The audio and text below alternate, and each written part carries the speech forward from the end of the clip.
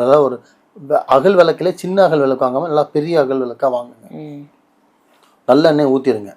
அழகாக திரி ஒன்று வச்சுருங்க. இது எங்கே வைக்கணும் பார்த்தீங்கன்னா, பூஜை அறையில் வைக்கக்கூடாது. வீட்டில் ஒரு ஹாலில் ஒரு ஓரமாவோ இல்லை நடு வீட்டில் கூட நீங்கள் வைக்கலாம். நடு வீட்டில் வச்சா ரொம்ப நல்லது. குழந்தைங்க இருக்கிற வீடாக இருந்தால் கொஞ்சம் தள்ளி வச்சுக்கோங்க, பிரச்சனை இல்லை.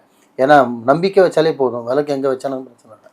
விளக்கு ஓரமாக வச்சுட்டு நல்லெண்ணெய் போட்டு திரி ஏற்றிட்டு 11 கல்கண்டு என்ன வைக்கணும்? 11 கல்கண்டு. கல்கண்டு பார்த்தீங்கன்னா ரொம்ப பெருசாக இல்லாமல் இந்த டைமண்ட் சொல்லுவாங்க, சின்ன மீடியம் சைஸாக இருக்கும். அதில் 12 இருக்கக்கூடாது, 10 இருக்கக்கூடாது, 11 தான் இருக்கணும். 1 மாதிரி இந்த 11 தான் இருக்கணும். 11 நம்பர் எண்ணி அதில் போட்டுடணும். போட்டுட்டு தீபத்தை ஏற்றும் போது திருப்பி மனசார நீங்கள் வேண்டிக்கணும்.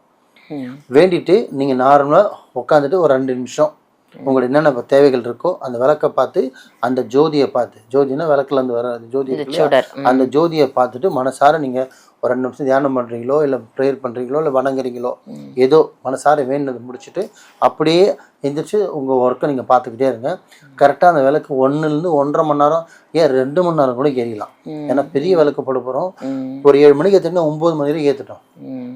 எப்படி ஏற்றி முடிச்சதுக்கப்புறம், ஆமாம், ஏற்றி முடிச்சதுக்கப்புறம் கூட அது 9க்கு அப்புறம் நீங்கள் அதை அணைச்சி குளிர வச்சுட்டு நீங்கள் பாட்டுக்கு ரொட்டீனாக உங்கள் ஒர்க்கு பாருங்கள்.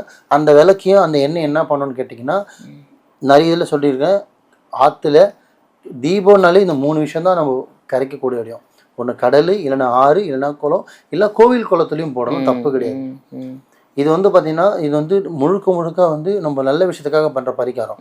கோயிலில் இருக்கிற குளத்துல கூட நீங்கள் போடலாம். ஆனால் அன்றைக்கி தான் போடணும்னு அவசியம் இல்லை. மறுநாளோ இல்லை அடுத்த நாளோ கூட நீங்கள் போடலாம். ஆனால் வீட்டில் வந்து வைக்கக்கூடாதா அப்படிங்கிறது அப்படி கிடையாது. வைக்கணும்னா வச்சுக்கலாம். வீட்டில் அவங்க டிஸ்டர்பன்ஸாக இருக்குது, வைக்க முடியலன்னா மட்டும்தான் உங்களை டிஸ்போஸ் பண்ண சொல்கிறேன். இல்லை டிஸ்போஸ் பண்ண அவசியமே கிடையாது. சில பரிகாரத்துக்கு போட்டே ஆகணுன்ற பரிகாரத்துக்கு போட்டுடணும். இல்லைங்க வீட்டில் வைக்கலன்னா வச்சுக்கலாம்.